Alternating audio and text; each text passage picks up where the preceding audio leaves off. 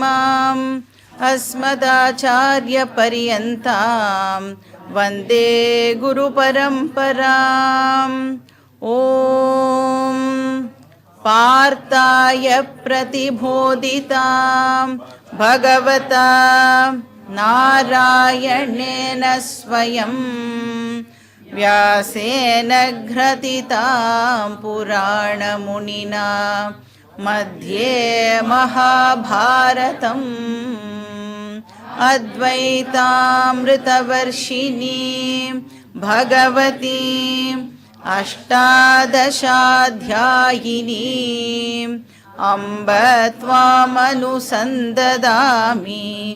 भगवद्गीते भवद्वेषिणीं वसुदेवसुतं देवं कंसचाणूरमर्दनं देवकी परमानन्दं कृष्णं वन्दे जगद्गुरुं मूकं करोति वाचालं पङ्गुं लङ्घयते गिरिं यत्कृपातमहं वन्दे परमानन्दमाधवम्। ॐ सहनाववतु सहनौ भुनक्तु सह वीर्यं करवावहै तेजस्विनावधीतमस्तु मा विद्विषावहै। ॐ शान्ति शान्ति शान्तिः। हरिः ॐ श्री गुरुभ्यो नमः। हरिः ॐ।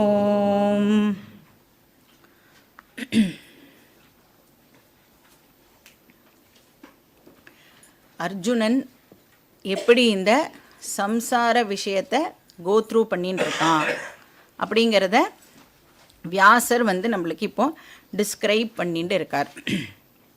இப்போ இந்த சம்சாரா அப்படிங்கிறது 3 ஸ்டேஜஸில் எக்ஸ்ப்ரெஸ் ஆகிறது அப்படின்னு நாம் பார்த்தோம். ஸோ ஃபஸ்ட்டு ஸ்டேஜ் என்னது? நீங்கள் கரெக்டாக சொல்கிற வரைக்கும் எவ்ரி கிளாஸ் ஃபஸ்ட்டு கொஸ்டின் இதுதான். ராகஹா அப்படின்னா என்ன அர்த்தம்? அட்டாச்மெண்ட், பற்று. இப்போ இந்த ராகஹா நெக்ஸ்ட்டு என்னவா மாறுறது? ஷோகமாக மாறுது. ஷோகஹா ஓகே அப்படின்னா துக்கம் அப்படின்னு அர்த்தம். அப்புறம் அது எங்கே கொண்டு போய் விடுறது நம்மளை? மோகஹா குழப்பம், கான்ஃப்ளிக்ட். ஸோ ராகஹா ஷோகஹா மோகஹா மறக்கவே கூடாது.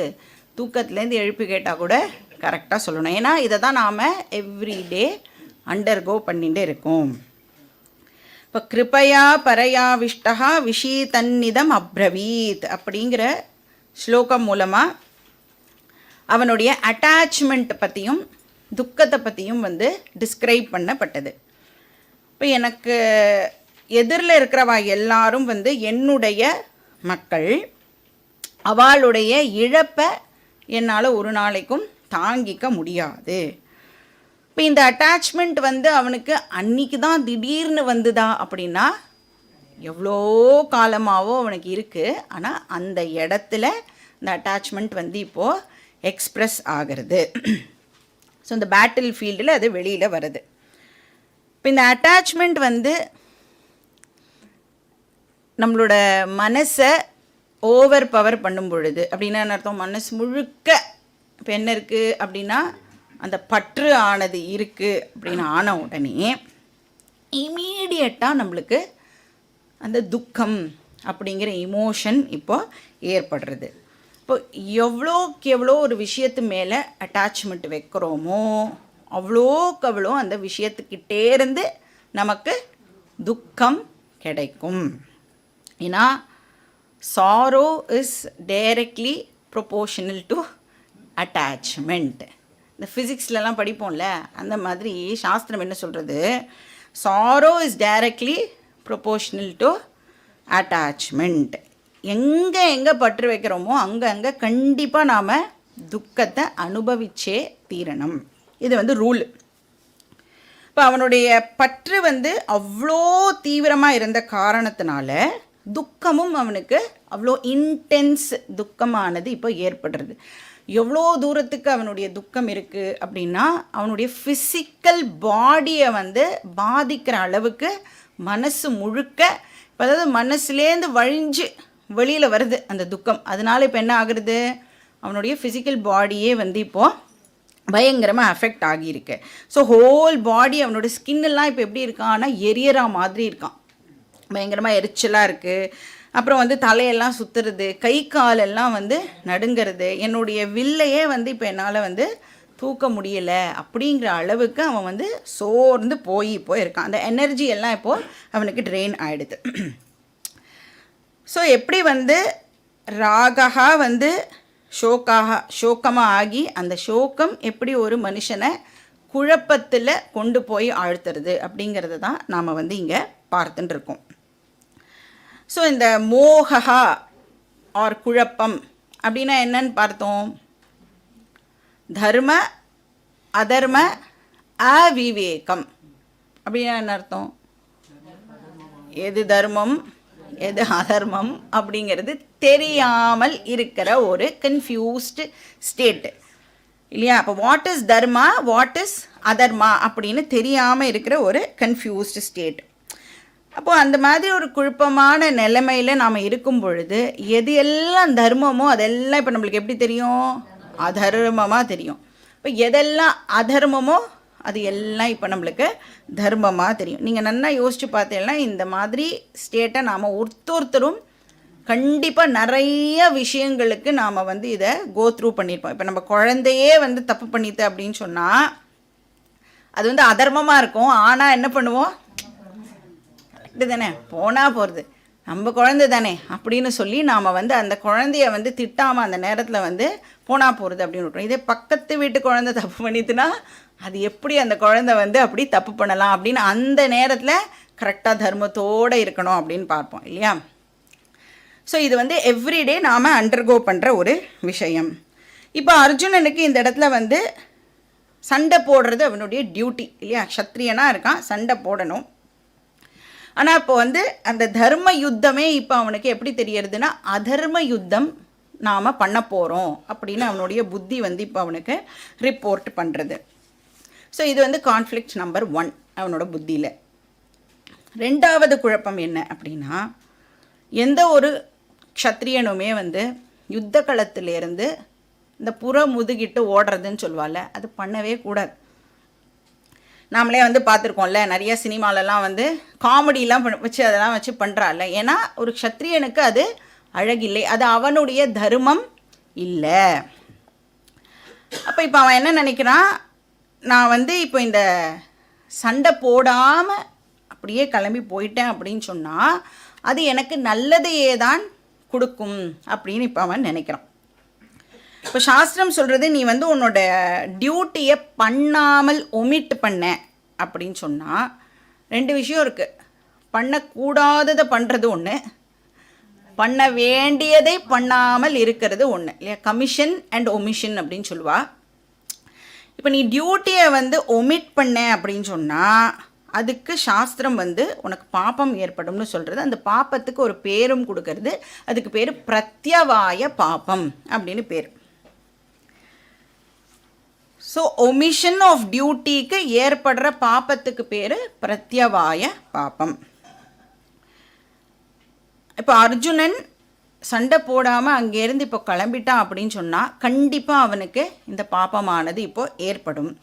ஆனால் அவனுடைய புத்தி இப்போ குழப்பத்தில் இருக்கிறதுனால அது என்ன சொல்கிறது அப்படின்னா, இங்கேருந்து நாம் சண்டை போடாமல் போயிட்டோன்னா எனக்கு புண்ணியம் கிடைக்கும். ஸோ இதுதான் வந்து மோகம். இப்போ பாபம் ஏற்படும்னு சொல்கிறது சாஸ்திரம், ஆனால் அவன் என்ன நினச்சிக்கிறான், இல்லை எனக்கு புண்ணியம் கிடைக்கும். இப்போ தர்ம யுத்தத்தை அதர்ம யுத்தமாக இப்போ பார்க்குறான். அதனால யுத்தத்திலேருந்து நாம் ஓடிடணும்னு நினைக்கிறான். ஸோ யுத்தம் பண்ணாமல் போகிறது தான் தர்மம் அப்படின்னும் வந்து இப்போ அவன் கன்க்ளூட் பண்ணிடுறான். ஸோ இப்போ அவனுடைய கன்ஃபியூஷன் வந்து கம்ப்ளீட் கன்ஃபியூஷனாக இப்போ ஆயிடுறது. இப்போ எங்கள் ப்ராப்ளம் என்ன அப்படின்னு பார்த்தோன்னா, ஒன்ஸ் நம்மளுடைய மைண்டில் இந்த அட்டாச்மெண்ட் ஏற்பட்டு அந்த அட்டாச்மெண்ட்னால நம்மளுக்கு வந்து அந்த சோகமானது ஏற்பட்டு அந்த சோகத்தினால இப்போ புத்தியில் வந்து குழப்பம் ஏற்பட்டுடுது அப்படின்னு சொன்னால், நல்லா படித்து 4 விஷயம் தெரிஞ்ச ஒரு பர்சனாக இருந்தால் கூட அந்த பர்சனுடைய புத்தி இப்போ என்ன பண்ண ட்ரை பண்ணுவோன்னா மனசோடு சேர்ந்துக்கிறதுக்கு முயற்சி பண்ணும். ஏன்னா புத்தி வந்து போராடி பார்க்கும், ஆனால் நம்மளால் ஜெயிக்க முடியாது அப்படின்னு தெரிஞ்சிடுதுன்னா, புத்தினாலே வந்து இன்டெலிஜென்ட் இல்லை.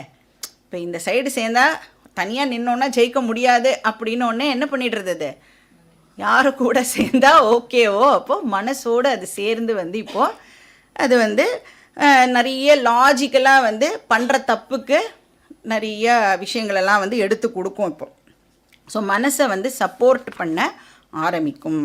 இப்போ வந்து திருடுறான்னு வச்சுக்கோங்க. திருடனுக்கு தான் திருடுறது தப்புன்னு தெரியுமா தெரியாதா? எப்படி தெரியும் உங்களுக்கு? அவனுக்கு தெரியுங்கிறது உங்களுக்கு எப்படி தெரியும்? அவனுக்கு தப்பு, திருடுறது தப்பு அப்படின்னு தெரியும்னு உங்களுக்கு எப்படி தெரியும்? அவன் வந்து யாருக்கும் தெரியாமல் திருடணும்னு அதனால தான் முயற்சி பண்ணுறான்ல. எப்பவுமே திருடன் வந்து நம்மளாம் கவனிக்காத போது திருடுறது தான் அவனுடைய டேலண்ட் இல்லை. அப்போ அவனுடைய புத்தி வந்து நிறைய வாட்டி வந்து சொல்லி பார்த்துருக்கோம், நீ பண்ணுறது தப்பு, நீ பண்ணுறது தப்பு அப்படின்னு நிறைய வாட்டி சொல்லி பார்த்துருக்கோம். அப்போ அவன் கேட்டிருக்க மாட்டான். அதனால் இப்போ புத்தி என்ன பண்ணுவோம் அவனை, நம்ம சாப்பாட்டுக்கு தானே திருடுறோம், யாருமே நம்மளுக்கு வேலை கொடுக்க மாட்டேங்கிறாங்க, அதனால நம்ம வந்து திருடினா தப்பு கிடையாது அப்படின்னு எல்லாம் இப்போ புத்தி வந்து மனசோடு சேர்ந்து அந்த தப்புக்கு துணை போகிறது அப்படின்னு சொல்லுவாள்ல. இப்போ புத்தி அந்த வேலையை பண்ண ஆரம்பிக்கும். ஸோ இது மாதிரி நமக்கும் வந்து நிறைய வீக்னஸ்லாம் இருக்கும் இல்லை, அடிக்ஷன்லாம் இருக்கும். நாம் வந்து திருடலாம் மாட்டோம், அந்த அளவுக்குலாம் நம்மளுக்கு டேலண்ட் கிடையாது. ஆனால் சின்ன சின்ன விஷயங்கள் மேலே நம்மளுக்கு பற்று இருக்கும், அட்டாச்மெண்ட் டெஃபினட்டாக இருக்கும். அப்போ அந்த வீக்னஸ் வந்து வீக்காக இருக்கிற வரைக்கும் புத்தி வந்து நம்மக்கிட்ட சொல்லிகிட்டே இருக்கும், நீ பண்ணுறது தப்பு தப்பு. ஒன்ஸ் அந்த வீக்னஸ் வந்து ஸ்ட்ராங்காக ஆயிடுது அப்படின்னு சொன்னால் புத்தி வந்து இப்போது மனசோட சேர்ந்துடும். இப்போ ஃபார் இன்ஸ்டன்ஸ் வந்து லேட்டாக எழுந்துக்கிறோன்னு வச்சுக்கோங்களேன்.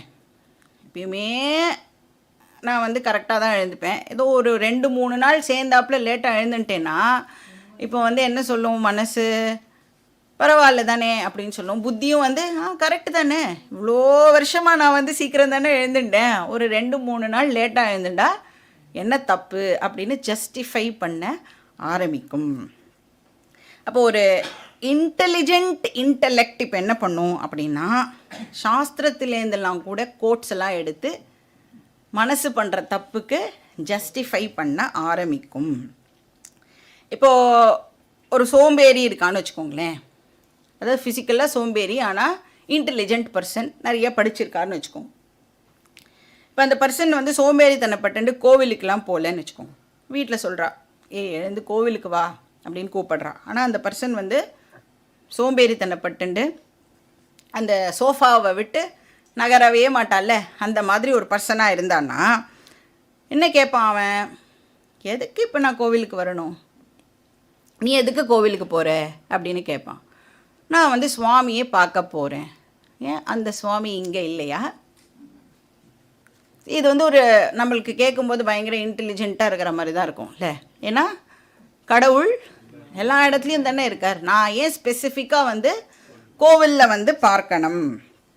இப்போ இதை தான் வந்து சாத்தா வேதம் ஓதுறது அப்படின்னு சொல்லுவாள். இப்போ எல்லாத்துக்கும் மனசு தானே முக்கியம், மனசு தான் காரணம் அப்படின்னு வேற சொல்லுவாள். அப்போ அந்த மனசில் பகவான் இருந்தால் போகிறோம், நான் ஒன்றும் அப்படியே கோவிலுக்கெல்லாம் போய் பூஜையெல்லாம் பண்ணுறது மூலமாக அதை எல்லாருக்கும் எக்ஸிபிட் பண்ண வேண்டிய அவசியம் இல்லை. இப்படி எல்லாம் வந்து அந்த இன்டெலெக்ட் வந்து மனசோடு சேர்ந்துட்டு ஜஸ்டிஃபை பண்ணும். இப்போ மனசில் பகவானை பற்றின நினைப்பு இருந்தால் ஓகே, யாருக்கு தெரியும் உன் மனசில் என்ன நினைப்பு இருக்குன்னு? இப்போ நீங்கள் எல்லாம் கிளாஸ் கேட்குறேன் அப்படின்னு நம்பலாம் இல்லையா? இப்போ உங்கள் மனசில் என்ன தாட்ஸ் ஓடின்னு இருக்கு அப்படின்னு எப்படி என்னால் கண்டுபிடிக்க முடியும்னா கண்டுபிடிக்க முடியும். அப்போ இன்டலெக்டும் என்ன பண்ணிடும் அப்படின்னா மனசோட சேர்ந்துட்டு ஜஸ்டிஃபை பண்ண ஆரம்பிக்கும். இப்போ அர்ஜுனனுடைய புத்தி அவனுடைய மனசோட இப்போ சேர்ந்துடுது. அதனால இப்போ இந்த யுத்தத்தினால ஏற்பட போகிற தீமைகள்லாம் இருக்குல்ல, கெட்ட விஷயங்கள் பற்றி அவனுடைய புத்தி இப்போ லாஜிக்கலாக அனலைஸ் பண்ண ஆரம்பிக்கிறது. அதுதான் இந்த ஸ்லோகத்தில் நாம் பார்த்துட்டுருக்கோம். 38வது ஸ்லோகத்தில் யத்யப்யேதேன பஷ்யந்தி லோபோபகத சேதசா குலக்ஷயகிருதம் தோஷம் மித்ரத்ரோஹேச்ச பாதகம். இப்போ இந்த கௌரவாஸ் இருக்காளே, அவளுக்கு சண்டை போடுறதுனால ஏற்பட போகிற பேடு கான்சிக்வன்ஸ் பற்றி அவளுக்கு தெரியவே இல்லை. அவளால் அதை கிளியராக ஃபோர்ஸீ பண்ண முடியலை அப்படின்னு சொல்கிறான். ஏன் அவளால் பண்ண முடியலைன்னா அவள் லோபஹா, வெரி க்ரீடி பீப்புளாக இருக்காவா. அதனால் அவளுக்கு இந்த கான்சிக்வன்ஸ் பற்றிலாம் யோசிக்கிறதுக்கெலாம் கூட அவளுக்கு தெரியலை. இவன் என்ன சொல்கிறான், இப்போ யுத்தம் அப்படின்னு வந்துட்டாலே அந்த இடத்துல நிறைய உயிர் இழப்புகள் இருக்கும் இல்லையா. எஸ்பெஷலி மேல் மெம்பர்ஸ் யுத்தத்தில் நிறையா செத்து போயிடுவான். அப்படியே அந்த மேல் மெம்பர் போயிட்டான் அப்படின்னு சொன்னால் அவனுடைய ஃபேமிலியை இப்போ யார் காப்பாற்றுவா? எவ்வளோ ஒரு நியாயமான கேள்வி இல்லை. ஏன்னா அந்த மேல் மெம்பர் தான் ஹெட் ஆஃப் த ஃபேமிலியாக இருப்பான். அவன் போயிட்டான்னா it's like destroying the entire family. அப்போது அந்த ஃபேமிலியோட நிலைமை இப்போது என்ன ஆகும்? இப்படி குடும்பங்கள் எல்லாம் அழிஞ்சிடுது அப்படின்னு சொன்னால் சொசைட்டியுடைய நிலைமை இப்போ என்ன ஆகும்? ஏன்னா குரூப் ஃபேமிலி சேர்ந்தது தானே சொசைட்டி. இப்போ நிறைய பேர் நிறைய குடும்பங்கள்லேருந்து இப்போ யுத்தத்தில் பார்ட்டிசிபேட் பண்ண வந்திருப்பா. அப்போ எல்லாரும் அதில் போயிட்டா அப்படின்னு சொன்னால் அந்த குடும்பங்கள் எல்லாம் இப்போ நடுத்தெருவுக்கு வந்துடும். சொசைட்டிக்கு இப்போது என்ன ஆகும்? அந்த கான்சிக்வன்ஸ் பற்றி பின்னாடி அர்ஜுனனே சொல்ல போகிறான். ஆனால் இங்கே என்ன மென்ஷன் பண்ணுறான் அப்படின்னா குலக்ஷய கிருதம் தோஷம். ஃபேமிலி எல்லாம் அழிஞ்சிடுத்து அப்படின்னு சொன்னால் அதனால நிறைய தோஷங்கள் ஏற்படும் அப்படின்னு சொல்கிறான். தோஷம்னா இந்த இடத்துல ஆஃப்டர் இஃபெக்ட், கான்சிக்வன்ஸ். அது மட்டும் இல்லை, மித்ர துரோகேச்ச பாதகம். நம்மளுடைய ஃப்ரெண்ட்ஸ்லாமும் ஆப்போசிட் சைடில் இருக்கா, அவளெல்லாம் அழிக்கிறது மூலமாக நம்மளுக்கு கண்டிப்பாக பாதகம் ஏற்படும். பாதகம்னா இந்த இடத்துல பாபம் அப்படின்னு அர்த்தம். ஸோ அந்த மித்திரர்களெல்லாம் நாம் கொலை பண்ணுறதுனால நம்மளுக்கு பாபம் இப்போது ஏற்படும். இந்த மாதிரி எல்லாம் டீட்டெயில்டாக அனலைஸ் பண்ணுற அளவுக்கு கௌரவாஸ்க்கு புத்தி போராது அப்படின்னு சொல்கிறான். அவளால் இதெல்லாம் கிளியராக இப்போது பார்க்க முடியலை. ஆனால் நல்ல வேளையாக என்னால் இப்போ இதெல்லாம் அனலைஸ் பண்ண முடியறது கிருஷ்ணா அப்படின்னு சொல்கிறான்.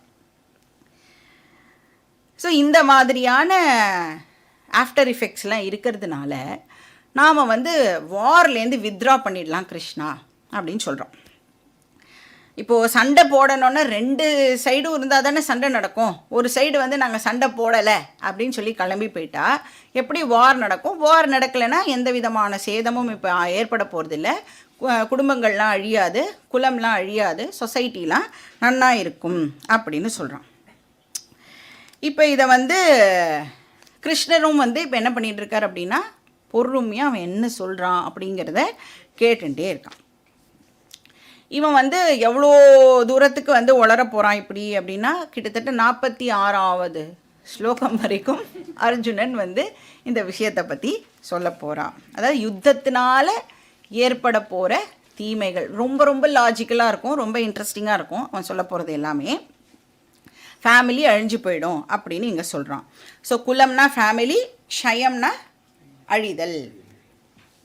ஸோ 38வது ஸ்லோகம் ஓவர். 39th ஸ்லோகம் பார்க்கலாம். Shloka number 39, page number 30. Okay, ஒரே நிமிஷம்.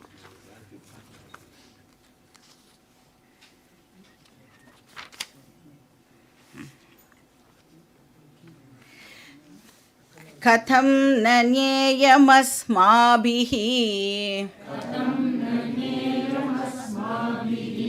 பாபாதஸ்மாநிவர்த்திதும்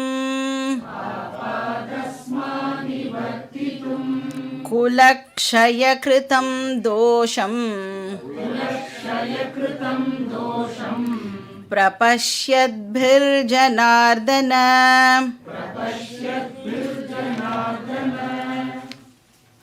ஸோ ஜனார்தன அப்படின்னு சொல்கிறான் இந்த இடத்துல. ஒரு இடத்துலையும் கரெக்டாக அட்ரஸ் பண்ணுவான் அர்ஜுனன்.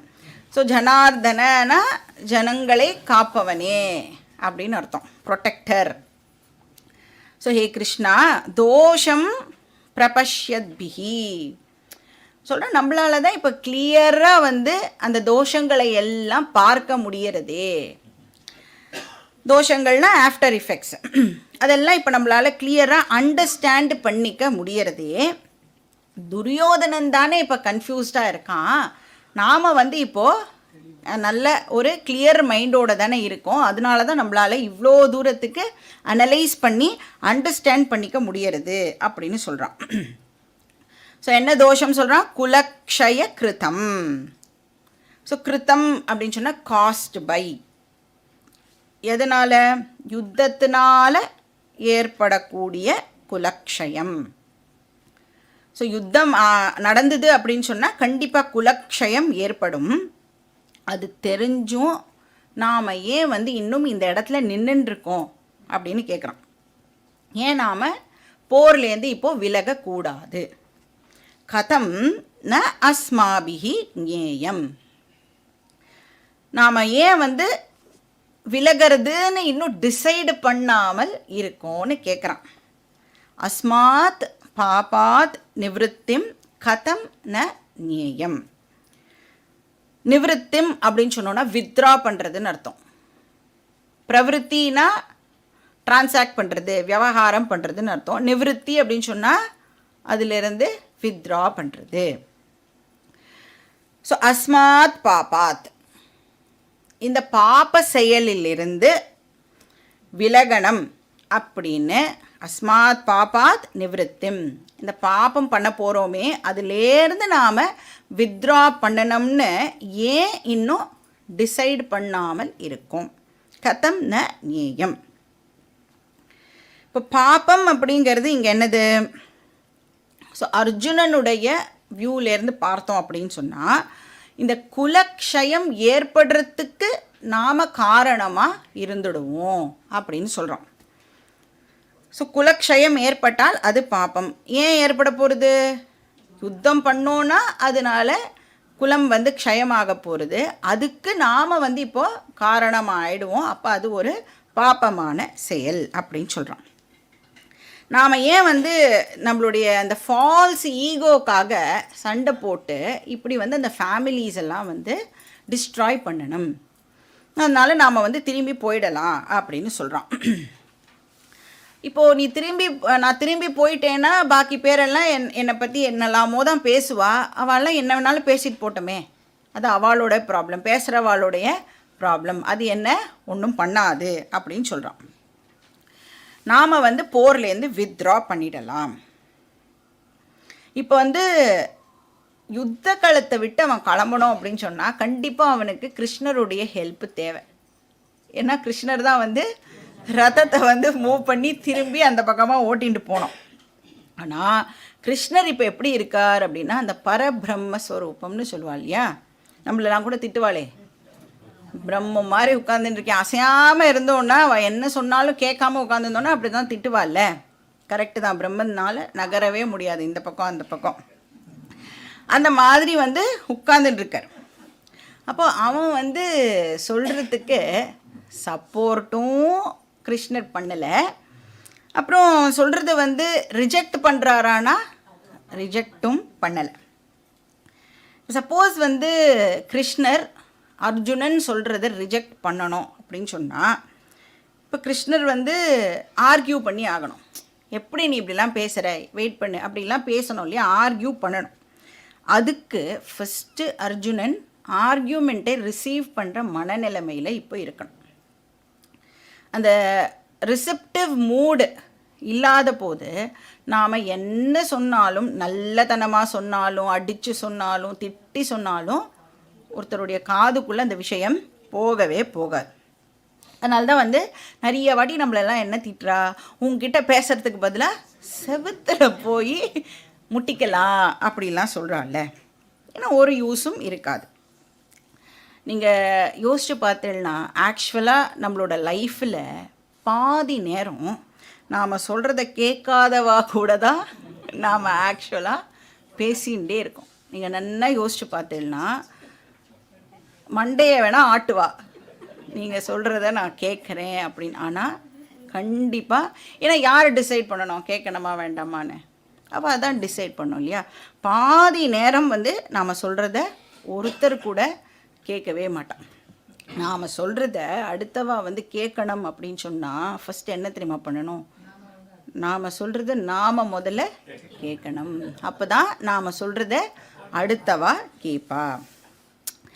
இப்போ நம்மளை மாதிரி ஆனால் கிருஷ்ணர் வந்து ஒரு இழிச்செலாம் கிடையாது. அதனால் அவருக்கு தெரியும் எப்போ வந்து அர்ஜுனன் கிட்ட பேசணும் அப்படின்னு. அதனால் அந்த மொமெண்ட்டுக்காக கிருஷ்ணர் இப்போது வெயிட் பண்ணிட்டு இருக்கார்.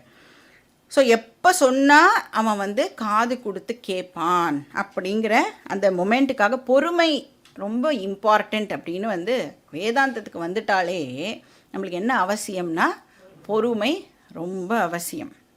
எப்போ கிளாஸ் முடிப்பான்னு தெரியாது, எவ்வளோ டெக்ஸ்ட் எடுப்பான்னு தெரியாது, என்றைக்கெல்லாம் கிளாஸ் வைப்பான்னு தெரியும், எதுவுமே தெரியாது. அதனால் பொறுமையாக ஒரு ஸ்டூடெண்ட் வெயிட் பண்ணால் மட்டுமே நம்மளுக்கு வந்து வேதாந்தம் கிளாஸ் வரதோட பலனை நம்மளால் அனுபவிக்க முடியும். ஸோ பொறுமை வந்து வெரி வெரி இம்பார்ட்டண்ட். ஸோ நீ என்னெல்லாம் சொல்லணுமோ சொல்லுக்கன்னா நான் வந்து கேட்குறேன் அப்படின்னு கிருஷ்ணர் வந்து வெயிட் பண்ணிட்டு இருக்கார். அடுத்த ஸ்லோகம் பார்க்கலாம். ஸ்லோகா நம்பர் 40.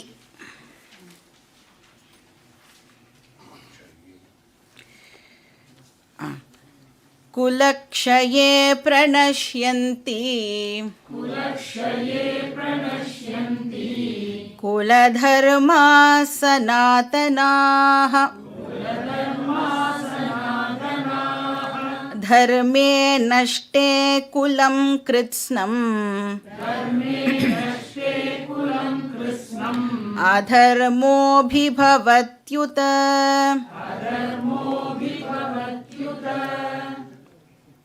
இப்போ இங்கே வந்து அர்ஜுனன் என்ன பண்ணுறான், அந்த ஃபேமிலி டிஸ்ட்ரக்ஷன் இருக்குல்ல அதை பற்றி வந்து இன்னும் கொஞ்சம் ஃபர்தராக இங்கே எக்ஸ்பிளைன் பண்ணுறான்.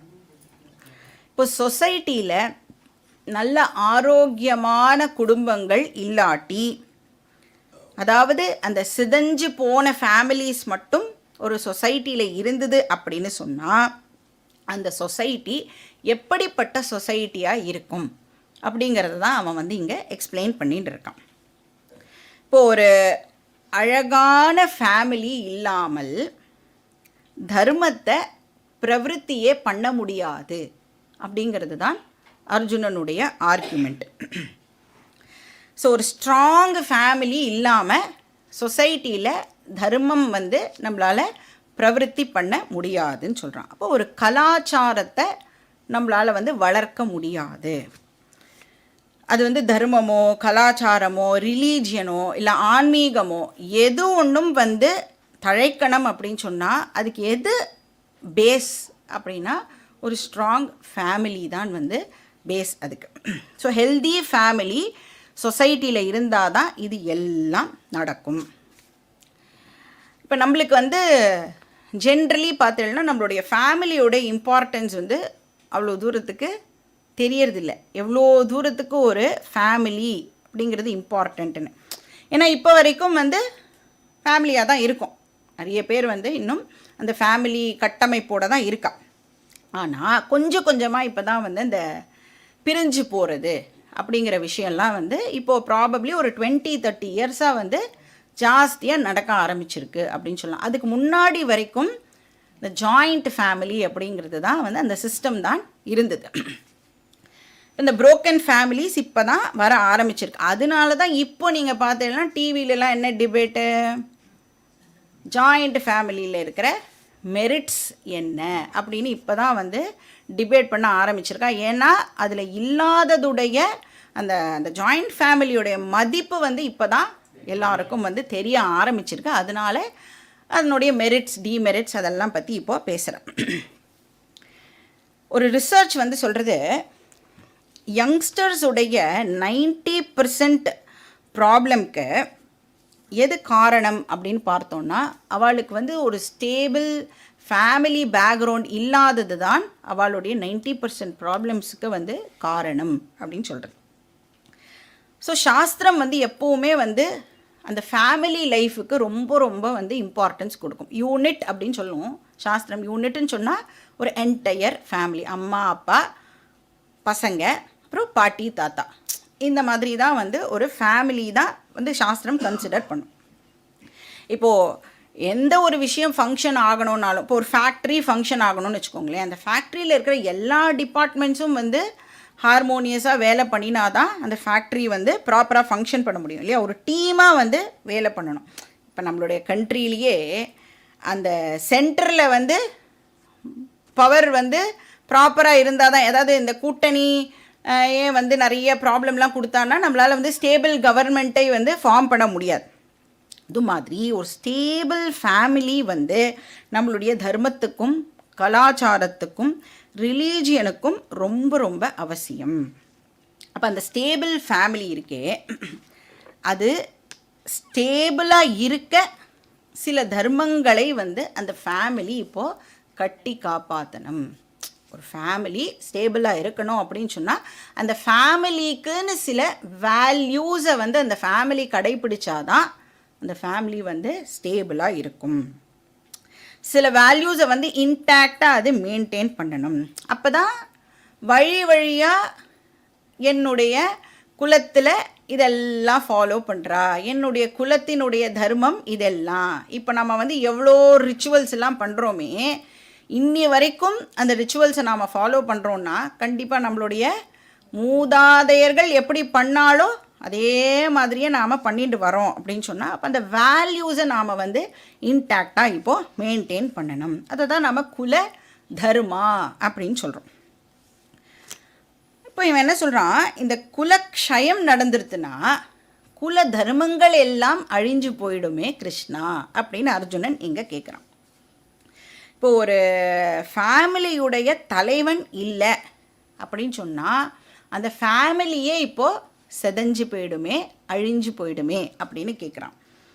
அப்போ அந்த உடஞ்சு போன குடும்பத்தினால எப்படி தன்னுடைய குல தர்மத்தை காப்பாற்ற முடியும், எப்படி அவள் வந்து அதை நெக்ஸ்ட் ஜெனரேஷனுக்கு பாஸ் ஆன் பண்ணுவா அப்படின்னு கேட்குறான். ஸோ குலக்ஷயே பிரணஷ்யதி, குலம் அழியும் பொழுது இந்த குல தர்மங்களும் அதோடு சேர்ந்து அழிஞ்சிடுறது.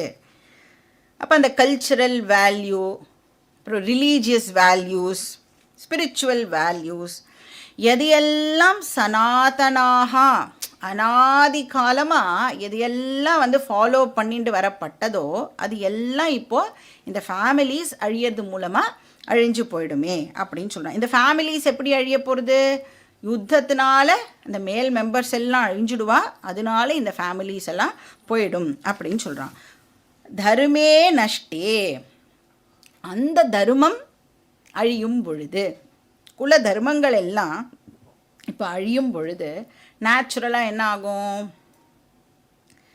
அதர்மஹா அபிபவதி, அதர்மம் தலை தூக்க ஆரம்பிக்கும். ஸோ எவ்வளோ பியூட்டிஃபுல்லாக அவன் எடுத்துன்னு போகிறான் பாருங்க. யுத்தம் நடக்கிறதுனால மேல் மெம்பர்ஸ் எல்லாம் செத்து போயிடுவா, மேல் மெம்பர்ஸ் எல்லாம் போயிட்டானா ஃபேமிலி டிஸ்இன்டெகிரேட் ஆகிடும். அந்த ஃபேமிலி வந்து இப்போது டிஸ்ட்ராய் ஆகிடுதுன்னு சொன்னால் அந்த ஃபேமிலியால் அவளுடைய வேல்யூஸை வந்து காப்பாற்ற முடியாது. இந்த குல தர்மங்கள் எல்லாம் வந்து இப்போ காப்பாற்றப்படலைன்னு சொன்னால் நேச்சுரலாக இப்போது அதர்மம் தலை தூக்க ஆரம்பிச்சிடும். அப்படின்னா என்ன அர்த்தம், அதர்மம் அப்படின்னா இந்த இடத்துல அர்த்த காமன்னு நம்ம முதல்ல பார்த்தோம் இல்லையா, புருஷார்த்தத்தில் அர்த்த காம, அந்த அர்த்த காமத்துக்கு இப்போ இம்பார்ட்டன்ஸ் ஜாஸ்தி ஆகிடும் அப்படின்னு சொல்கிறோம். அதாவது இப்போ நடந்துட்டு இருக்கு இல்லையா நம்மளோட சொசைட்டியில், அதை தான் அவன் வந்து அப்போவே சொல்லியிருக்கான். நம்மளுடைய ஃபோர் ஃபாதர்ஸ் எல்லாம் கட்டி காப்பாற்றின அந்த தர்மங்களை எல்லாம் விட்டுட்டு நாம் வந்து அர்த்த அண்ட் காம பின்னாடி இப்போ போயிடுவோம். அப்படின்னா என்ன அர்த்தம்? பணம், என்டர்டெயின்மெண்ட், இதுதான் வந்து இப்போது இம்பார்ட்டண்ட்டாக நம்மளுக்கு ஆகிடும். ஏன்னா இப்போ என்ன பண்ணுறோம், நம்மளுடைய வசதிக்கு ஏற்ற மாதிரி சில ரூல்ஸ் அண்ட் ரெகுலேஷன்ஸ் எல்லாம் நம்ம மாற்றிக்கிறோமா இல்லையா? நம்மளுடைய ஃபோர் ஃபாதர்ஸ் ஃபாலோ பண்ணினதையே நாம் இப்போ பண்ணலை. அந்த பேருக்கு அந்த ரிச்சுவல் பண்ணுறோம், ஆனால் அவள் பண்ணினா மாதிரியே நாம் பண்ணுறோமா அப்படின்னா இல்லை. நம்மளுடைய அஃப்கோர்ஸ் காலமும் மாறிடுது, அதுக்கேற்ற மாதிரி நம்ம மாற்றிக்கிறோம். ப்ளஸ் நம்மளுடைய லக்ஸரி கம்ஃபர்ட்டுக்கு ஏற்ற மாதிரியும் சில விஷயங்களை நாம் வந்து மாற்றிக்கிறோம். அப்போ எல்லாருடைய இன்ட்ரெஸ்ட்டும் இப்போ நேச்சுரலாக எங்கே போய்டுறதுன்னா இந்த மெட்டீரியல் க்ரோத்துக்கு போய்டுறது. என்ன பண்ணினா நிறைய பணம் சம்பாதிக்கலாம், இது தானே எல்லாரும் யோசிக்கிறோம். யாராவது என்ன வேலை பார்த்தா என்னுடைய ஃபேமிலியுடைய குல தர்மத்தை என்னால் காப்பாற்ற முடியும்? எத்தனை பேர் அந்த மாதிரி யோசிக்கிறோம்? எல்லாரும் வந்து என்ன பண்ணினா நிறைய பணம் சம்பாதிக்கலாம். ஸோ அதர்மம் அபிபவதி கிருத்ஸ்னம் குலம். கிருத்ஸ்னம்னா என்டையர், டோட்டல் அப்படின்னு அர்த்தம். குலம்னா ஃபேமிலி. என்டையர் ஃபேமிலியை இப்போ அதர்மம் ஓவர்டேக் பண்ணிடும் அப்படின்னு சொல்கிறான். மெட்டீரியல் விஷயங்கள் இப்போது ஓவர்டேக் பண்ணிடும். அப்போ அந்த தர்மன்னு ஒரு புருஷார்த்தம் இருக்குல்ல, அது வந்து இப்போ போயிடும். அர்த்த காமத்திலேயே எல்லாரும் வந்து ஃபோக்கஸ் பண்ண ஆரம்பிச்சுடுவா. இப்போ நாம் எல்லாம் என்ன பண்ணிட்டு இருக்கோமோ அதை தான் அர்ஜுனன் சொல்கிறான். அர்ஜுனன் என்னமோ சொல்லிகிட்டு இருக்கான், இல்லை நம்ம எல்லோரும் இப்போ என்ன பண்ணிட்டு இருக்கோம் அதை தான் சொல்கிறான். நம்ம வந்து தர்மம் அப்படிங்கிறது வந்து பின்னாடி வச்சுட்டு இருக்கோம். ஃபஸ்ட்டு என்னது, எங்கே பைசா கிடைக்கும், எங்கே எனக்கு வந்து என்டர்டெயின்மெண்ட் இருக்கும், அதுதான் நம்மளுடைய ஃபஸ்ட்டு ப்ரிஃபரன்ஸாக இருக்குது. அந்த தர்மத்தை எடுத்துகிட்டு வந்து இங்கே முன்னாடி போட்டுக்கணும். அப்படி போட்டால் தான் நாம் நம்மளுடைய குல தர்மத்தை பாதுகாக்கிறோம் அப்படின்னு அர்த்தம். அடுத்த ஸ்லோகா நம்பர் 41. அதர்மாபிபவாத் கிருஷ்ண பிரதுஷ்யந்தி குலஸ்த்ரியः ஸ்திரீஷு துஷ்டாசு வார்ஷ்ணேய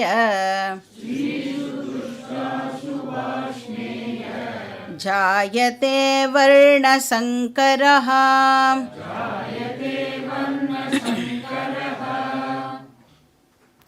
இப்போ எதுக்கு வந்து நம்மளுடைய கல்ச்சரல் க்ரோத்துக்கு ஸ்டேபிள் ஃபேமிலி அவசியம், அது வந்து நம்மளுக்கு தெரியணும்.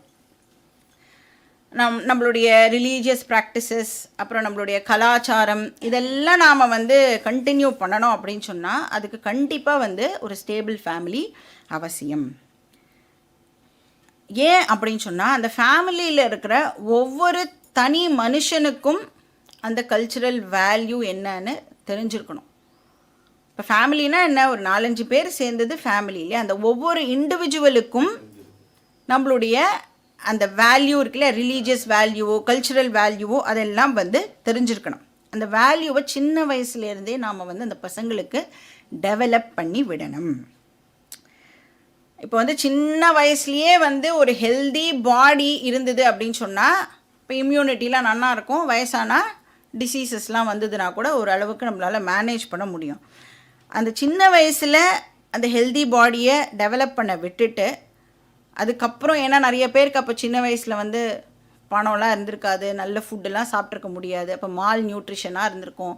அதுக்கப்புறம் ஒரு 40 வயசுக்கு மேலே அவள் பணம் சம்பாதிச்சு அவளோட ஹெல்த்தை வந்து அவள் ரீகெயின் பண்ண முடியுமானா ஜென்ரலி பார்த்தோன்னா மோஸ்ட் ஆஃப் த கேசஸில் முடியாது. அது மாதிரி நல்ல ஹெல்தி மைண்டை டெவலப் பண்ணணும் அப்படின்னு சொன்னால் எப்போ அதை பண்ணணும், சின்ன வயசுலேயே அதை வந்து நாம் பண்ண ஆரம்பிக்கணும். அதுக்கான என்வாயர்மெண்ட்டை நாம் குழந்தைகளுக்கு ப்ரொவைடு பண்ணணும். அப்போ அந்த குழந்தை ஒரு நல்ல ஹெல்தி ஃபேமிலியில் வளர்ந்தால் தானே அதனுடைய மைண்டை வந்து நாம் இப்போது ஹெல்த்தியாக ஆக்க முடியும். ஏன்னா சின்ன வயசில் அந்த குழந்தைக்கு வந்து எது சரி எது தப்பு அப்படின்னு டிஸ்கிரிமினேட் பண்ணுறதுக்கான கெப்பாசிட்டிலாம் அந்த குழந்தைக்கு இருக்காது. அப்போ அந்த குழந்தை யாரை பார்த்து கற்றுக்கிறது? தன்னுடைய அப்பா அம்மா ஒரு பாட்டி தாத்தா யார் இருக்காளோ அவளை பார்த்து தான் குழந்தை வந்து இதெல்லாம் கரெக்டு போல் இருக்குது, இதெல்லாம் தப்பு போல் இருக்குது அப்படின்னு தெரிஞ்சுக்கிறது. இப்போ குழந்தைய பொறுத்த வரைக்கும் அம்மா அப்பா தான் அதுக்கு கடவுள். இப்போ சொல்கிறா இல்லையா, ஏன்னா அந்த குழந்தை வந்து எது கேட்டாலும் அந்த அப்பா வந்து வாங்கிட்டு வந்து கொடுத்துருவா. அப்போ அப்பாவுக்கு வந்து சர்வசக்திமான அப்பா, ஆம்னிஷியன்ட் அப்பா அப்படின்னு அந்த குழந்தை வந்து நினச்சிக்கிறது. எல்லாமே எங்கள் அப்பாவால் முடியும், எல்லாமே எங்கள் அம்மாவால் முடியும். அதனால வந்து அந்த குழந்தை அம்மாவையும் அப்பாவையும் தான் வந்து கடவுள் அப்படின்னு நினச்சிக்கிறது. ஸோ பேரண்ட்ஸை பேஸ் பண்ணி அந்த குழந்தை தன்னோட வேல்யூஸ் எல்லாம் இப்போ வந்து டெவலப் பண்ண ஆரம்பிக்கிறது. அப்புறம் பாக்கி விஷயங்கள் மேலேயும் வந்து அதுக்கு ஒரு மதிப்பானது வந்து டெவலப் ஆகிறது. இப்போ செல்ஃப் வேல்யூ இருக்குல்ல, அதுவும் ரொம்ப ரொம்ப இம்பார்ட்டன்ட். தன்னை பற்றி அந்த குழந்தை என்ன நினைக்கிறது அப்படிங்கிறதும் வெரி வெரி இம்பார்ட்டண்ட். ஏன்னா இனிஷியலாக அந்த குழந்தைக்கு தன்னை பற்றி எந்த ஒரு ஐடியாவையும் வந்து டெவலப் பண்ணிக்க தெரியாது. நான் ஒரு யூஸ்லெஸ் சைல்டு ஆர் நான் ஒரு ஒண்டர்ஃபுல் சைல்டு, அதெல்லாம் அந்த குழந்தைக்கு தெரியவே தெரியாது. ஆனால் நாம் அந்த குழந்தைய என்ன மாதிரி பார்த்து வளர்க்குறோமோ அதை பேஸ் பண்ணி அந்த குழந்தை ஓஹோ நான் வந்து இதெல்லாம் பண்ணுறதுக்கான கெப்பாசிட்டி எனக்கு இருக்குது, இதெல்லாம் என்னால் பண்ண முடியலை, இங்கெல்லாம் நான் இம்ப்ரூவ் பண்ணணும் போல் இருக்குது அப்படின்னு அந்த குழந்தை வந்து தன் மேலேயே வந்து ஒரு தன்னை பற்றி ஒரு வேல்யூவை வந்து இப்போது டெவலப் பண்ணிக்கிறது.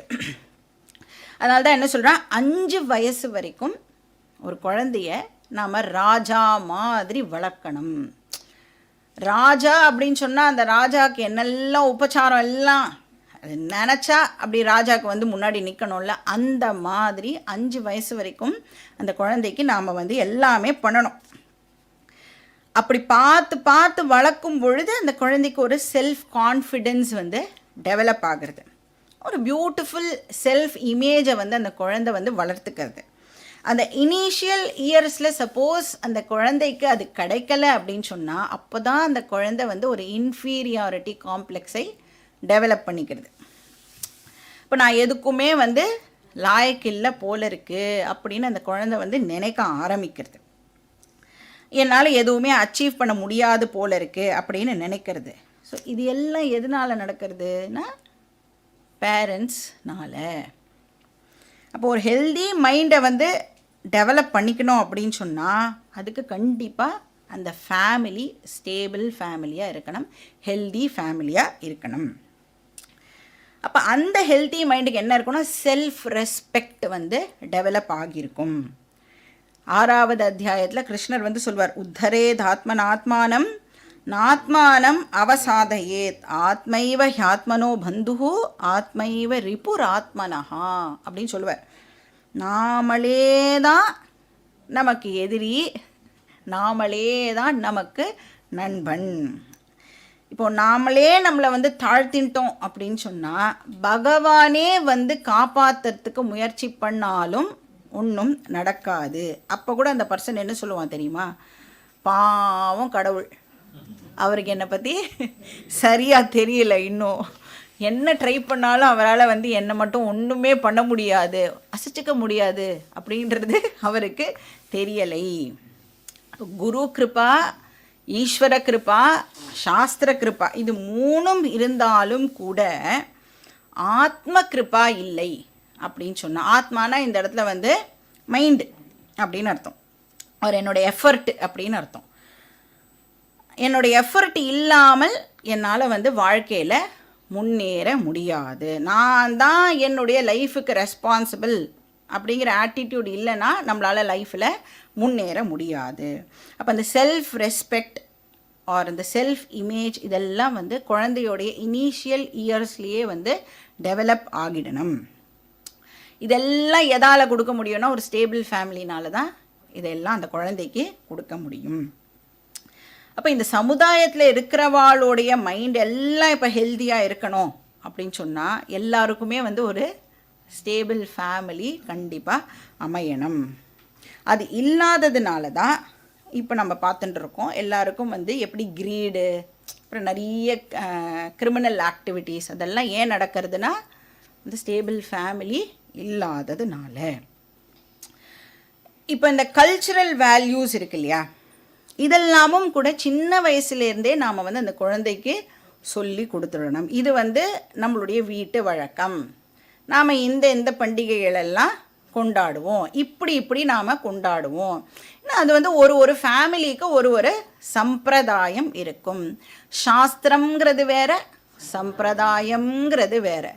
சம்பிரதாயம் அப்படிங்கிறது நாம் எந்த லொக்காலிட்டியில் இருக்கோமோ, யாரெல்லாம் நம்மளை சுற்றி இருக்காளோ அவளெல்லாம் பொறுத்து நம்மளுக்கு அவைலபிளாக இருக்கிற, இப்போ வந்து ஏதோ ஒரு பண்டிகைக்கு ஒரு ஸ்வீட் பண்ணுறோன்னா அது ப்ராபப்ளி அந்த நேரத்தில் அந்த இன்க்ரீடியன்ட்ஸ் தான் அவளுக்கு கிடச்சிருக்கும், அதை வச்சு அந்த ஸ்வீட்டு தான் நம்மளுடைய பண்டிகைக்கு அப்படின்னு வச்சுருப்பா. அதனால் வந்து இப்போ அந்த இன்க்ரீடியண்ட் கிடைக்கலன்னா ஐயோ அது பண்ண முடியலையா அப்படின்னு நினைக்கக்கூடாது. ஸோ காலத்துக்கு ஏற்ற மாதிரி நாமளும் அதையெல்லாம் மாற்றிக்கிறோம் இல்லையா.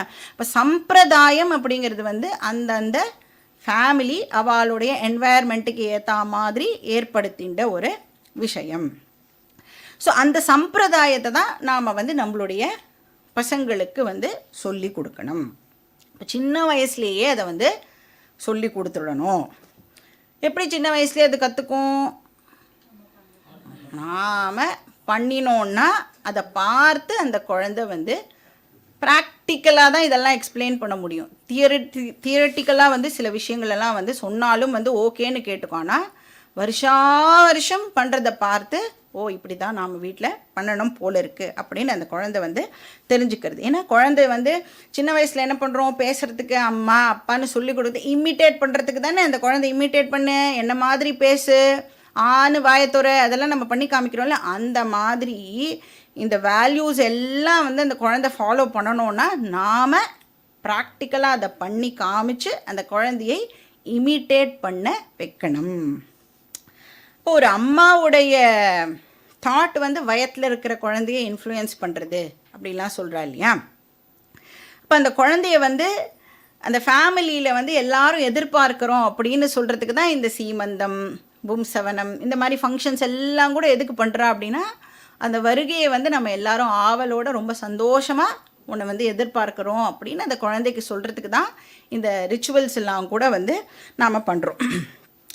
அப்போ அம்மா தான் ஒரு குழந்தையுடைய ஃபஸ்ட்டு மாடல். அந்த குழந்தை வந்து யாரை பார்த்து நிறைய கற்றுக்கும்னா அம்மாவை பார்த்து தான் கற்றுக்கும். அதுக்கப்புறம் தான் அப்பா, அதுக்கப்புறம் டீச்சர், குரு, மாதா பிதா குரு. இப்போ தெய்வம் எங்கே இருக்கார்? எங்கேயோ இருக்கார், ஒரு ஓரமாக இருக்கார்.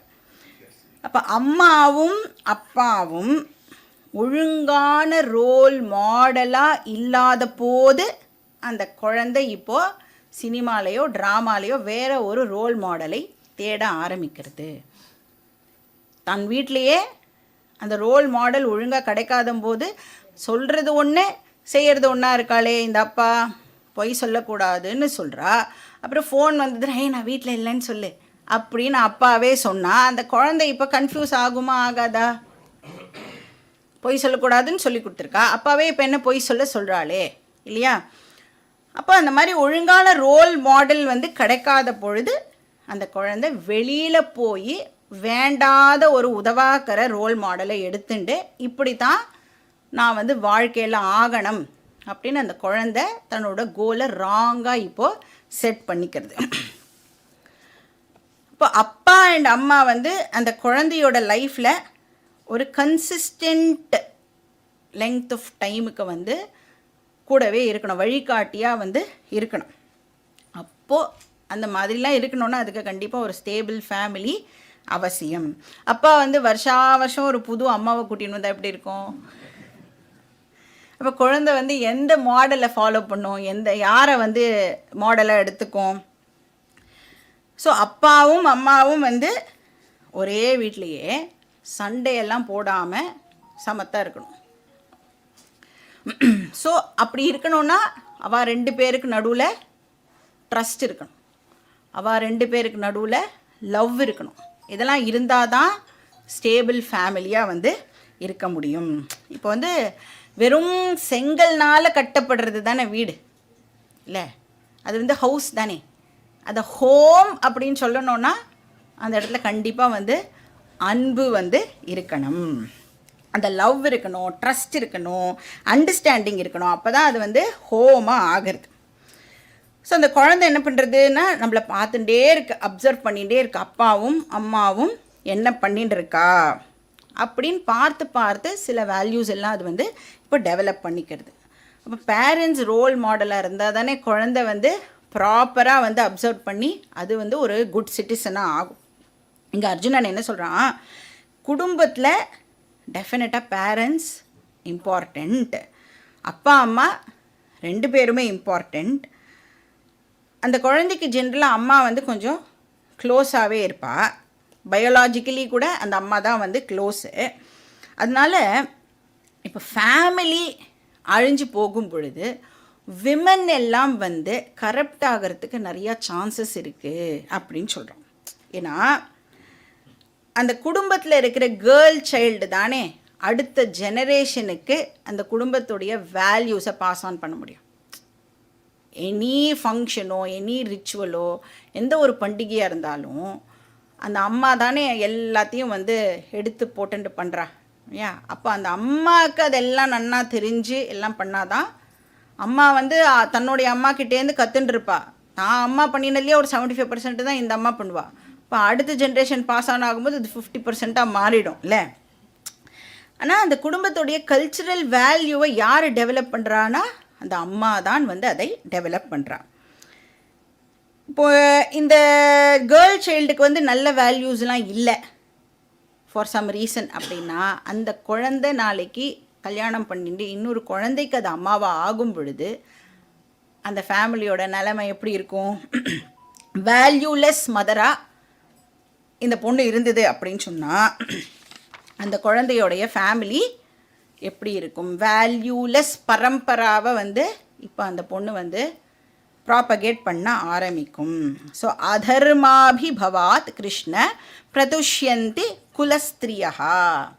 ஃபேமிலிஸ் அழியும் பொழுது அந்த ஃபேமிலியில் இருக்கிற ஸ்திரீஹி கேர்ள் சைல்டு வந்து ஸ்பாயில் ஆகிடுறது. அந்த கேர்ள் சைல்டு வந்து ஒரு தப்பான ரோல் மாடலாக அதுக்கு பிறக்க போகிற குழந்தைக்கு இருந்து அந்த ஃபேமிலியையே வந்து அது ராங்காக மிஸ்லீட் பண்ணிடும். ஸோ குலஸ்திரியாக பிரதுஷ்யந்தி, அன்ஹெல்தி மதராக அந்த கேர்ள் சைல்டு ஆகிடும். ஸ்திரீஷு துஷ்டாசு வார்ஷ்ணேய. இப்போ சப்போஸ் அந்த கேர்ள் சைல்டு வந்து கரப்ட் ஆகிடுது அப்படின்னு சொன்னால் மொத்த சொசைட்டியுமே அவுட்டு அப்படின்னு நீங்கள் சொல்கிறோம். Entire society is destroyed. So ஹே வார்ஷ்ணேய அப்படின்னு கிருஷ்ணரை வந்து இங்கே அட்ரஸ் பண்ணுறான். வார்ஷ்ணேயன விருஷ்ணி குலத்தில் உதித்தவனே. ஏன்னா இப்போ குல தர்மங்கள் பற்றி பேசின்னு இருக்கான் இல்லையா, அதனால் அழகாக இப்போ கிருஷ்ணரை வந்து வார்ஷ்ணேய அப்படின்னு சொல்கிறான்.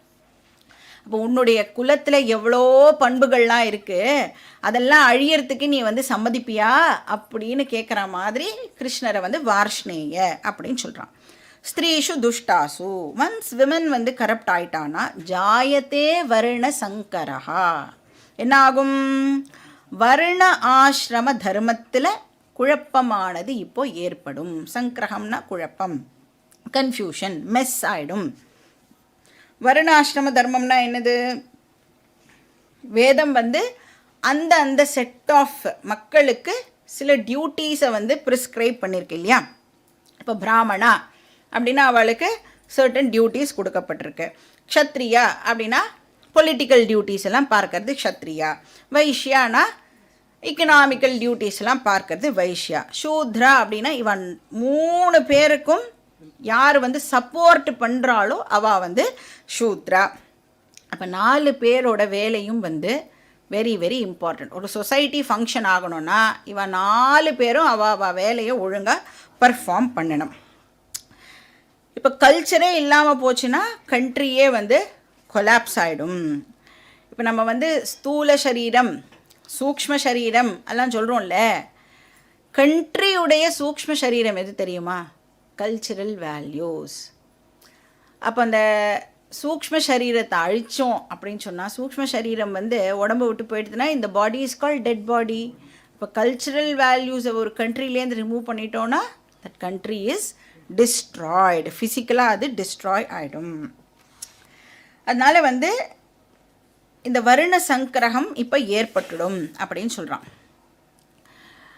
இப்போ நாம் வந்து டியூட்டியை சூஸ் பண்ணுறோம் இல்லையா, எதை பேஸ் பண்ணி நம்மளுடைய டியூட்டியை வந்து ஜென்ரலாக சூஸ் பண்ணணும், நம்மளோட ப்ரொஃபஷனை சூஸ் பண்ணுறோமே. ஒன்று வந்து நம்மளுடைய ஃபேமிலி பிஸ்னஸ். ஃபேமிலியில் என்ன பார்த்துட்டு இருந்தா, ஃபேமிலியில் இப்போ அப்பா டீச்சர்னா பையனோ பொண்ணோ வந்து டீச்சர் ஆகிறது, இல்லை ஃபேமிலி பிஸ்னஸ் பண்ணிட்டு இருக்கான்னா பையன் வந்து அந்த பிஸ்னஸை எடுத்து நடத்துறது, இல்லை அப்பா போலீஸ்னா பையன் வந்து போலீஸ் ஆகிறது. இப்படி பண்ணலாம். இல்லைனா வந்து நம்மளுடைய ஸ்வபாவத்துக்கு ஏற்ற மாதிரியான ஒரு வேலையை நாம் வந்து சூஸ் பண்ணிக்கலாம். ஸோ நம்மளுடைய ப்ரொஃபஷன் எப்படி இருக்கணும்னா either family based or swabhava based, character based, இப்படி தான் இருக்கணும். ஆனால் இப்போ நம்மளுடைய சொசைட்டி எப்படி இருக்குது, பணம் பேஸ்டாக இருக்குது இல்லையா. எந்த வேலை பண்ணினா எனக்கு நிறைய பணம் கிடைக்கும். அப்போ when money is valued the most, எல்லோரும் எப்படி அவளோட ப்ரொஃபஷனை சூஸ் பண்ணுறா, ஹெரிடிட்டி பேஸ் பண்ணி சூஸ் பண்ணுறது கிடையாது, கேரக்டர் பேஸ் பண்ணி சூஸ் பண்ணுறது கிடையாது. இப்போ நான் கம்மியாக வேலை பண்ணுவேன், நிறைய பணம் எனக்கு கிடைக்கணும், இப்படி தான் நம்மளுடைய சொசைட்டி ஆனது இப்போ இருக்குது. இப்போ இப்படி சொசைட்டி வந்து மெட்டீரியலிஸ்டிக் சொசைட்டியாக இருந்தது அப்படின்னு சொன்னால், எல்லாருமே பணத்துக்கு பின்னாடி போனா அப்படின்னா நம்மளுடைய கல்ச்சுரல் வேல்யூஸை இன்டாக்டாக வச்சுக்கிறதுக்கு ஒரு குரூப் டெஃபினட்டாக தேவையில்ல. இந்த தர்ம சாஸ்திரத்தெல்லாம் படித்து அதை வந்து ப்ராப்பகேட் பண்ணி அதை ஃபாலோ பண்ணுறதுக்கு கண்டிப்பாக ஒரு குரூப்பு தேவை. இப்போ பட்டணம், பாட்டனம், ஆச்சரணம், படிக்கணும், சொல்லிக் கொடுக்கணும், அது படியே தன்னுடைய வாழ்க்கையை வாழணும். இந்த குரூப் வந்து இப்போ நம்மளோட சொசைட்டியில் ரொம்ப ரேராக போச்சு. சாஸ்திரத்தை படிக்கிறவா ரேர் ஆயிட்டா, படித்ததை சொல்லி கொடுக்குறவா ரேர் ஆயிட்டா, என்ன படிச்சிருக்காளோ அதுபடி வாழறவாளும் இப்போது ரேர் பீப்புளாக ஆயிட்டா. So varna sankara already it has happened. So தங்களுடைய ப்ரொஃபஷனை விட்டுட்டு வேறு ஒருத்தருடைய ப்ரொஃபஷனை இப்போ நாம் எல்லாரும் வந்து நமக்குன்னு ஒரு தர்மம் இருக்குல்ல, அதை விட்டுட்டு அடுத்த வாளுடைய தர்மத்தை எடுத்து இப்போ நாம் பண்ணிட்டு இருக்கோம். எத்தனை பேர் இப்போ வேதம் படிக்கிறா, நிறைய பேர் வந்து படிக்கிறதே இல்லை. எத்தனை பேர் சொல்லி கொடுக்குறா, நிறைய பேர் சொல்லி கொடுக்கவே இல்லை. பிராமணா சத்ரியா டியூட்டி பார்க்குறா. சரி, சத்ரியா வைஷ்யாலாம் வேதம் படிக்க வராளா இல்லையா. அதனால் இப்போ வேதம் படிக்கிறது, வேதம் படித்தாதானே அதில் இருக்கிற நல்ல விஷயங்களெல்லாம் 4 பேருக்கு சொல்லி கொடுத்து பாக்கி எல்லாரும் வந்து அதுபடி வாழ முடியும் இல்லையா. இப்போ படிக்கிறவா கம்மி ஆயிட்டதுனால சொசைட்டி வந்து இப்போது க்ஷீணமாக போயிடுது. ஸோ ஒன்ஸ் வந்து இந்த கல்ச்சரெல்லாம் போயாச்சு அப்படின்னு சொன்னால், வேல்யூஸ் எல்லாம் இல்லை அப்படின்னு சொன்னால், இப்போ எல்லாருடைய மென்டாலிட்டியும் எப்படி இருக்குது, நம்ம எல்லாரோட மென்டாலிட்டியும் எப்படி இருக்குது அப்படின்னா, லைஃப் அப்படின்னு சொன்னால் என்ஜாய் பண்ணணும், காவோ பீவோ மஜா கரோ, சாப்பிடு, நல்ல ட்ரெஸ் போட்டுக்கோ, நல்ல சினிமாவுக்கு போயிட்டு வா, நல்லா வீக்கெண்டுனா நாம் மட்டும்தான் வந்து கிளாஸ் வந்திருப்போம். எத்தனை பேர் இப்போ வந்து எவ்வளோ சினிமா வந்து ஷோக்கு பேர் தெரியுமா, இல்லை டிவி பார்த்துட்டுருப்பா, ஏதோ ஒன்று மேட்ச் பார்த்துட்டுருப்பா, ஏதோ சம்திங் வந்து பண்ணிட்டுருப்பா. வெரி ஃபியூ பீப்புளால் மட்டும்தான். இப்போ நாமெல்லாம் எதுக்கு வந்திருக்கோன்னா மோட்சங்கிற கோலை ரீச் பண்ணுறதுக்கு வந்திருக்கோம். ஆனால் சைடில் என்ன பண்ணிட்டு இருக்கோம், வேதத்தில் இருக்கிற விஷயத்தை படித்து 4 பேருக்கு வந்து கிளாஸில் என்ன கற்றுட்டேன் தெரியுமா அப்படின்னு நீங்கள் சொல்லவே மாட்டேலா. ஒரு 2 பேருக்காவது சொல்லலைன்னா நம்மளுக்கு தலை வெடிச்சிடும். ஸோ நாம் வந்து அந்த நல்ல விஷயத்தை ப்ராப்பகேட்டும் பண்ணிட்டு இருக்கோம். ஸோ நாம் பண்ணுற மாதிரி ரொம்ப ஒரு உன்னதமான விஷயத்தை நாம் எல்லாரும் வந்து பண்ணிட்டு இருக்கோம். இங்கே என்ன சொல்கிறான், அந்த மாதிரி எல்லாம் பண்ணுறதுக்கு ஆள் இல்லாமல் போயிடுமே, ஃபேமிலிஸ் எல்லாம் இப்போது டிஸ்ட்ராய் ஆயிடுமே அப்படின்னு அர்ஜுனன் கேட்குறான். பாக்கி டீட்டெயில்ஸ் நெக்ஸ்ட் கிளாஸில்.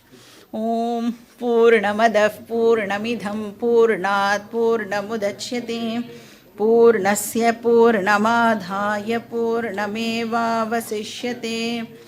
ஓம் சாந்தி ஷாந்தி ஷாந்தி. हरिः ॐ श्रीगुरुभ्यो नमः हरिः ॐ